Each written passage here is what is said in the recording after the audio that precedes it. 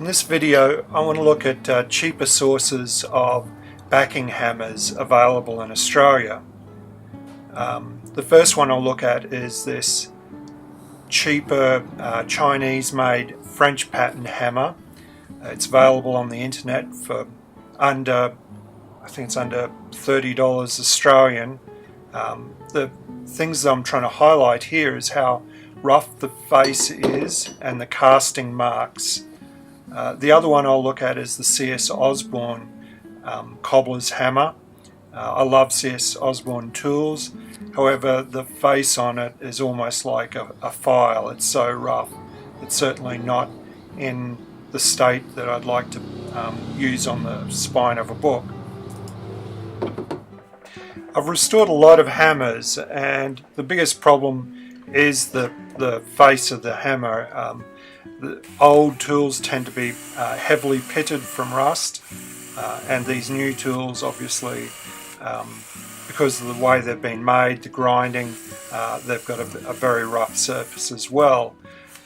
Hammers, just by their nature, have a very hard face, and trying to remove these blemishes by hand with emery cloth is extremely time consuming.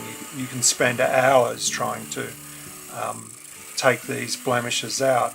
I found that with a sanding disc I can do it a fair bit faster.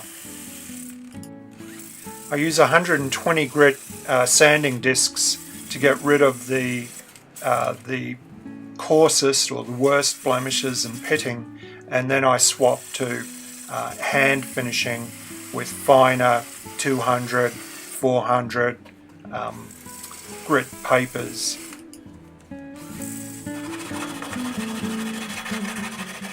Often at this point I'll find scratches or pitting that are too deep to get out hand sanding, and then I have to go back and start with the sanding disc again. But I have to be careful not to produce flat areas on the face by overworking one particular spot. Once I've finished using usually a very worn 400 grit emery paper, I swap to a buffing wheel that's loaded with Veritas honing compound, which according to their website leaves an average size scratch pattern of 0.5 micron, so it's pretty polished by that point.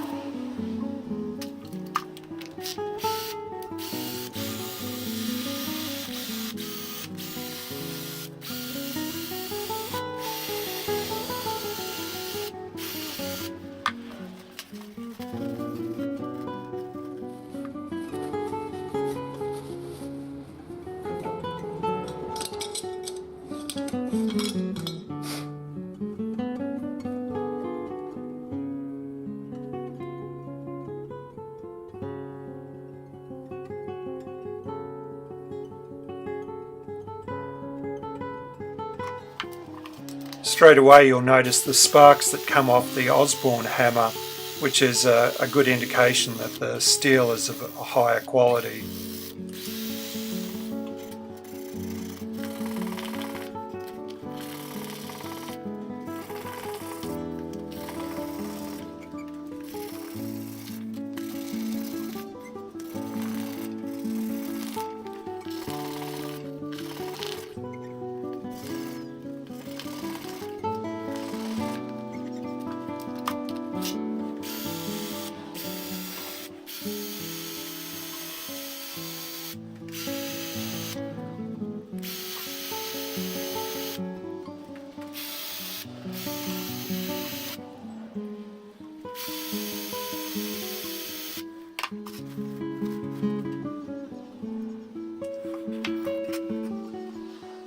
I'm sure a lot of bookbinders will think polishing the face of a backing hammer is overkill, but some of the hammers I see used are just terrible and must mar and mark the back of books.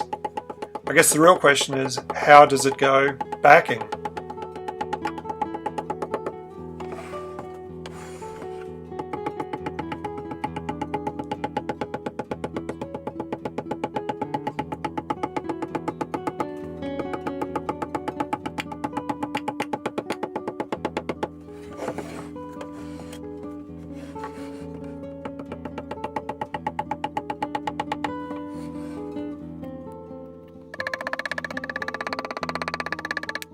The first impression about this hammer was the weight.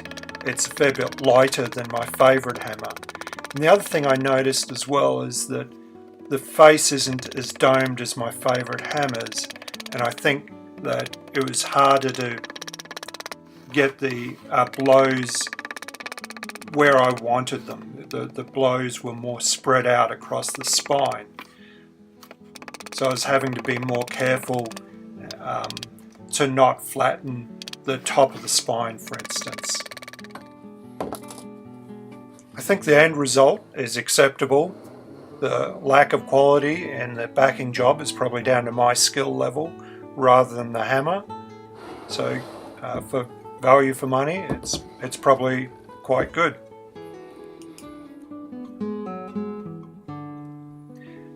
My favourite hammer is the George Barnsley No. 2, so we'll just compare the two hammers.